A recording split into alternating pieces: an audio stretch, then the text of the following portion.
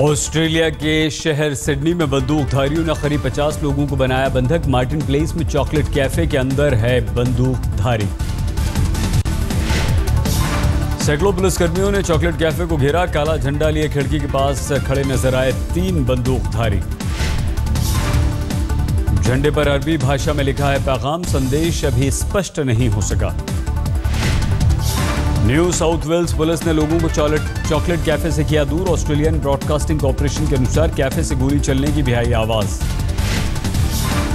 Sydney के opera house समेत तमाम अहम ठिकानों को खाली करा लिया गया। ऑस्ट्रेलिया के प्रधानमंत्री ने कहा, अभी आतंकवादी हमले की नहीं हुई है पुष्टि।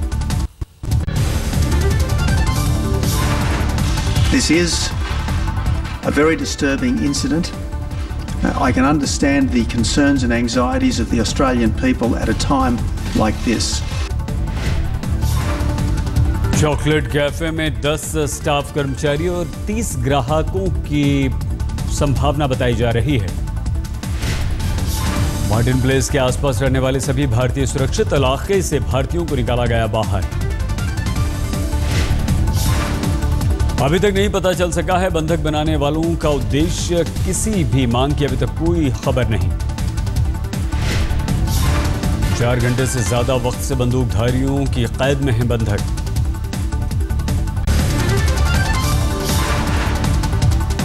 दिल्ली समेत भारत में कड़ाके की सर्दी, कोहरे का प्रकोप शुरू होने की भी आशंका। मौसम विभाग के अनुसार अगले 24 घंटों में हिमाचल उत्तराखंड के कई इलाकों में बर्फबारी के आसार। दिल्ली, पंजाब, हरियाणा, यूपी में कई जगहों पर हो सकती है बारिश। आज और हमने हिमाचल प्रदेश और उत्तराखंड के लिए भारी बर्फबारी चेतावनी दी है। हरियाणा में और उत्तर प्रदेश में रेनफॉल आज और होगी। दिल्ली समेत एनसीआर में पारा काफी नीचे पहुंचा। दिल्ली में बारिश के बाद अधिकतम तापमान में 7 डिग्री की गिरावट। हिमाचल में बर्फबारी से जनजीवन अस्त व्यस्त। मनाली किरतपुर नेशनल हाईवे हुंटर तक बंद।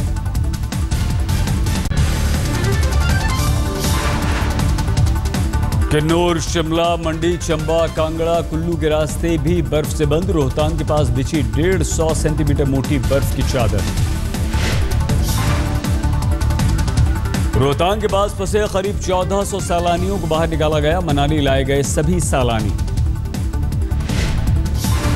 सफेद चादर में लिपटा उत्तराखंड का औली। कल हुई साल की पहली बर्फबारी। 0 से नीचे पहुंचा तापमान।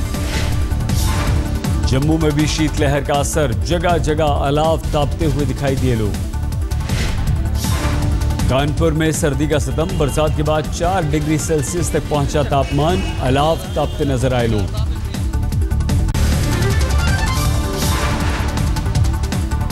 नासिक में बेमौसम बारिश और ओलों से फसल हुई चौपट। रुई गांव के लोगों ने दी सामूहिक आत्मदाह की धमकी।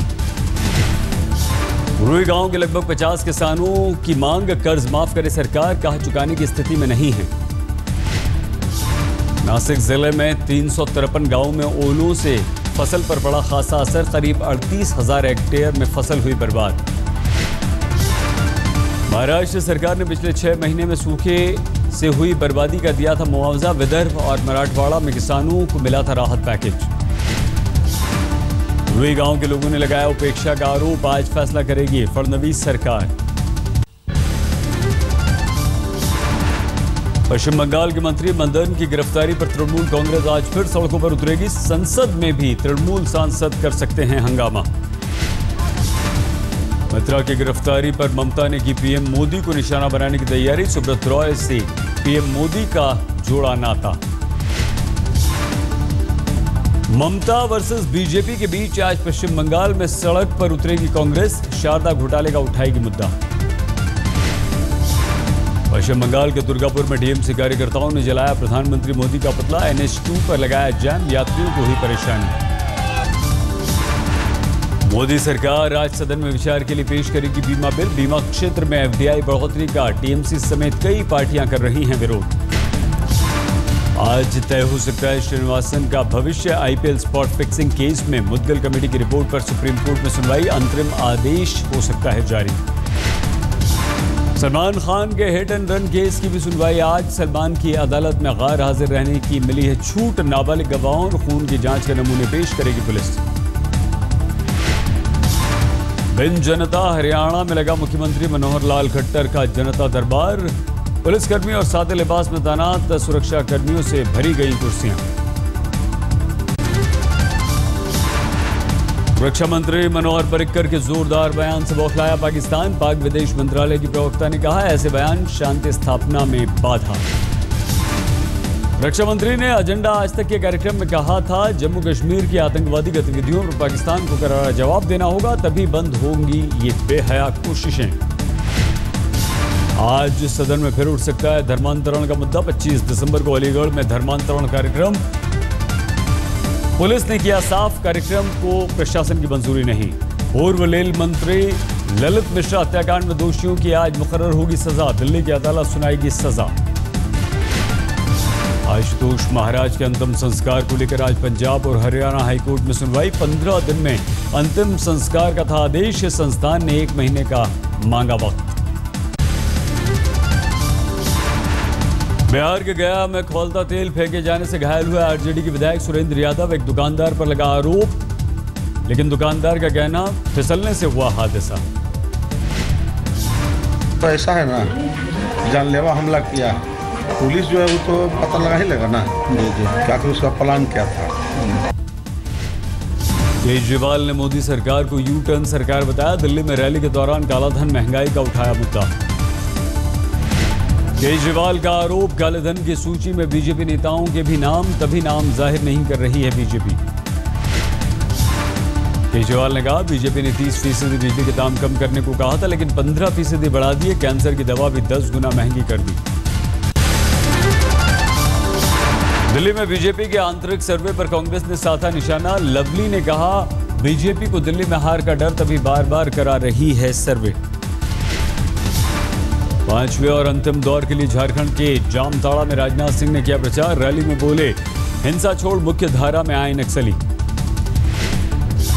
राजौरी में बीजेपी नेता नवजोत सिंह सिद्धू ने की रैली। खस्ताहाल सड़क और बिजली का उठाया मुद्दा।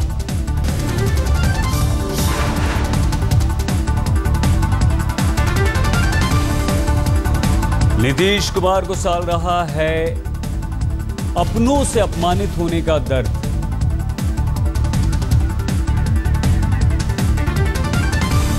दिल्ली में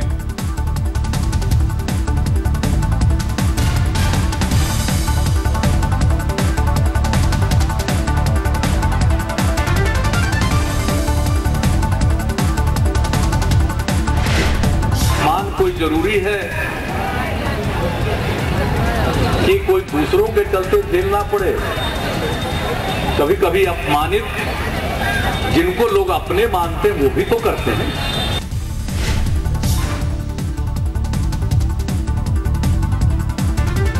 बिहार में मुसलमानों को रिझाने में जुटी बीजेपी। सुशील मोदी ने निकाली मुस्लिम बेदारी यात्रा। कहा, सबका साथ सबका विकास बीजेपी की नीति।